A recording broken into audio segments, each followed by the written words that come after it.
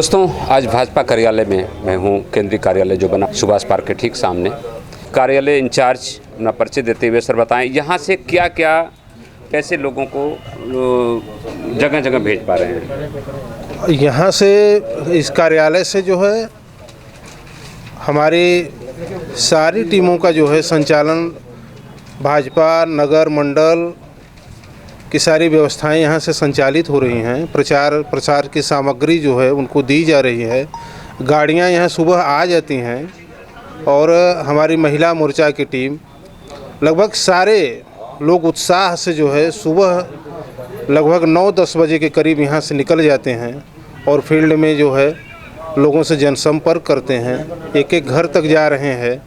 उसके बाद शाम को आने के बाद कार्यालय पर अपनी सारी रिपोर्टिंग देते हैं कि हम यहाँ किन किन स्थानों पर गए, कहाँ कहाँ क्या कमियाँ हैं या क्या त्रुटियाँ हैं या हमें क्या ज़रूरत है, आवश्यकता है।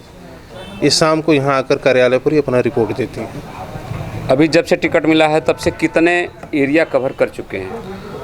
लगभग मुगलसराय विधानसभा में हमारे 4 मंडल हैं। जो है हमारे एक चंदौली पश्चिमी के मंडल अध्यक्ष दिलीप सोनकर जी बैठे हैं और हम लोगों की एक जो संरचना है कि मंडल के बाद जो है फिर हमारा शक्ति केंद्र है। शक्ति केंद्र में जो है फिर बूथों तक हम जा रहे हैं। बूथों के बाद हमारी संरचना पन्ना प्रमुख की है।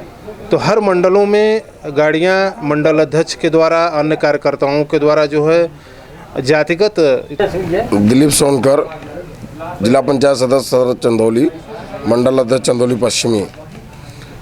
हमारे मंडल में लगातार प्रत्याशी का जनसंपर्क कार्यक्रम चल रहा है 3 दिनों से। पिछले 3 दिनों में लगातार चला है और हर बूथों तक हम लोगों ने टच करने का प्रयास किया है और प्रत्याशी के जाने के बाद जनता में एक अलग तरह का एक उत्साह देखने को मिल रहा है और अपार जन समर्थन मिल रहा है, जिससे निश्चित रूप से हम सभी को यह अनुभूति हो रही है कि हम बहुत ही मजबूती के साथ चुनाव में आगे बढ़ रहे हैं और निश्चित रूप से 10 तारीख को 7 तारीख को सारी जनता हम लोगों के पक्ष में मतदान करेगी और 10 तारीख को हमारे पक्ष में निर्णय आएगा। पहले भाजपा कार्यालय के आप समझ सकते हैं कि उसके बिना कुछ भी नहीं सकता, जिनको बोलेंगे खुराक मंत्री। उनसे भी मैं जानूंगा कि और उनका जाना माना चेहरा जो शक्ति मीडिया चैनल पे हमेशा प्रसारण होता रहता है, उनसे मैं जानना चाहूँगा कि खुराक तो आप समझ सकते हैं हर लोगों को 4 घंटे बाद चाहिए, तो उसको कैसे मैनेज कर पा रहे हैं? मैं महेंद्र कुमार पटेल, यहाँ से 4 बार लगातार सभासद मुगलसराय के पूर्व नगर अध्यक्ष भी रह चुके हैं। सर, भारतीय जनता पार्टी द्वारा जो मुझे जिम्मेदारी दी गई है मैं इसको बहुत खूब निभा रहा हूँ। जो भी जिम्मेदारी मेरे एक सिंगल आदमी कोई भी हमारा कार्यकर्ता ये नहीं कर सकता कि पटेल जी आप द्वारा जो है हाँ ये कमी आई वो कमी, जैसे जो कह रहा है कि ना जी भोजन में ये होना चाहिए, भोजन में वो होना चाहिए, सारी व्यवस्था कर रहे हैं। अब पार्टी द्वारा कहा भी गया है कि आप जो मांग रहा है उसको जो भोजन कराइए, कोई कहीं से दिक्कत ना हो। पार्टी से लोग कार्यालय आने के बाद नाश्ता करने के बाद चले जाते हैं क्षेत्र में दौड़ा कर आते हैं। जैसे ही आते हैं यहाँ भोजन भी तैयार होता है। भोजन करने के बाद 1-2 घंटा अपने में आपस में बात तर्क से घूमने के बाद यहाँ पर लोग आते हैं, भोजन करते हैं। भोजन करने के बाद फिर निकल जाते हैं और शाम को रात का भी भोजन तैयार रहता है। सर, हम अपने तरफ से कोई कमी नहीं करते हैं, व्यवस्था में कोई कमी नहीं है। और सर दोस्तों, बिना खुराक का कुछ भी न गाड़ी चल सकती है ना आप चल सकते हैं। अगर आप चलेंगे तो ही गाड़ी चलेगी, तो गाड़ी में भी खुराक चाहिए। दोस्तों, ये तो बहुत अच्छी बातें रही कि भाजपा केंद्रीय कार्यालय पे मैं हूँ और अंदर की बातें आप लोगों को बता रहा हूँ। आप समझ पा रहे हैं कि अपने तो खा ही रहे हैं, लेकिन हमारी सरकार सबके घरों में चूल्हा से लेके और राशन तक भिजवा रही है। दोस्तों, मैं और जानना चाहूँगा सर, आप यहाँ पर काफ़ी टाइम देते हैं, परिचय देते हुए बताइए हमारे चैनल को। मैं भूतपूर्व सैनिक प्रकोष्ठ का जिला अध्यक्ष कैप्टन बालचरण हूँ और जो रमेश जी हैं यहाँ के पूर्व चेयरमैन रहे हैं, उनकी पत्नी रही हैं, लेकिन काम तो उन्होंने किया है।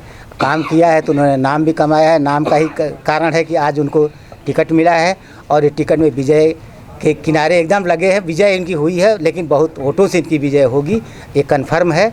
और यहाँ पर हम सुबह 9 से 10 बजे के लगभग आ जाते हैं, रात के 7-8 बजे तक लगे रहते हैं। यहाँ का देख रेख सबकी बातें सुनते हैं कि कौन कहाँ क्या बात बोल रहा है, क्या है। हम उतना विशेष ज़्यादा इनको नहीं गाइड किसी को करते, लेकिन हम एक गाइडेंस खास साहब लोगों को, यहाँ लोग बैठे हैं जो खास लोग, उनको बताते हैं कि नहीं ये चीज़ ऐसा होना चाहिए और उसके मुताबिक कार्रवाई होती रहती है।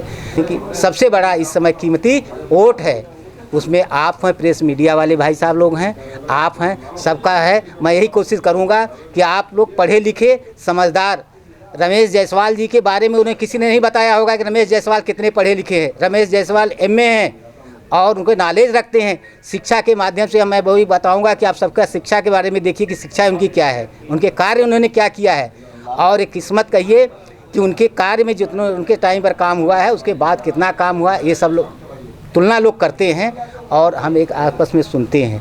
तो मैं जहाँ तक आशा करता हूँ कि आज नहीं कल इस मुगलसराय सीट का अगर रमेश जायसवाल बनते हैं तो वास्तव में यहाँ के नगर का भी और विधानसभा में परिवर्तन आएगा। वो परिवर्तन उस प्रकार से होगा जिस प्रकार से जब कमलापति त्रिपाठी जी यहाँ पर सांसद थे, उन्होंने जो करके दिखाया उसको आज तक कोई मिटा नहीं सकता, उसको मेंटेन नहीं कर सकता। उसके बाद महेंद्र पांडे जी आए हैं कि जो परिवर्तन किए हैं वो परिवर्तन रेल में किया है, रोड में किया है और शिक्षा में किया है। वास्तव में जो शिक्षित आदमी वही जानता है कि वो क्या परिवर्तन किए हैं। आपने सुना होगा कि यहाँ पर मैं बोलता हूँ उत्तर प्रदेश का सबसे बड़ा ऑडिटोरियम, बोला ऑडिटोरियम क्या होता है, गांव वाला बोलेगा हमके ऑडिटोरियम से क्या मतलब है, जो केंद्रीय विद्यालय के अंदर बना है। और बाईपास रेलवे क्रॉसिंग जितना बना है वो हमारे कहीं नहीं बना है। आप बनारस से चंदौली तक जाइए, सैदाबाद तक, जितने बाईपास रोड पर ब्रिज बने हैं वो कहीं नहीं है कि इतने 5-10 किलोमीटर की दूरी में 10-10 हवाई ब्रिज बने हुए हैं, कहीं नहीं है। इस प्रकार से देख करके भी अगर जनता अगर हमारे प्रत्याशी रमेश जायसवाल को अगर नहीं जिताती है तो हमारा दुर्भाग्य होगा। लेकिन दुर्भाग्य नहीं है, सौभाग्य है कि ऐसे टाइम पर हैं वो जीतेंगे, लेकिन जीतेंगे तो विशाल वोटों से जीतेंगे। ये हमारी शुभकामनाएं हैं। बहुत बहुत धन्यवाद, थैंक यू। धन्यवाद सर। दोस्तों आप देख पा रहे हैं कि कैप्टन साहब ने इतना ललकार आप लोगों के अंदर भर रहा है कि जो लोग भी हमारे शक्ति मीडिया चैनल के माध्यम से सुन पा रहे हैं तो उनको खुद फैसला करने का अधिकार है। और सच्चाई है जो इन्होंने बोला है वो सच्ची है कि आप जब मुगलसराय वासी हैं, मुगलसराय शहर में हैं, तो इर्द गिर्द वाले भी मुगलसराय आते हैं और देखते हैं कि उनका कार्यकाल में क्या रहा, और ऐसे ही बढ़ता रहेगा। लेकिन जब आप आगे बढ़ाएंगे तो। दोस्तों इसी के साथ मैं विदा लेता हूँ। आगे जानकारी के लिए मैं फिर आऊँगा। नमस्कार।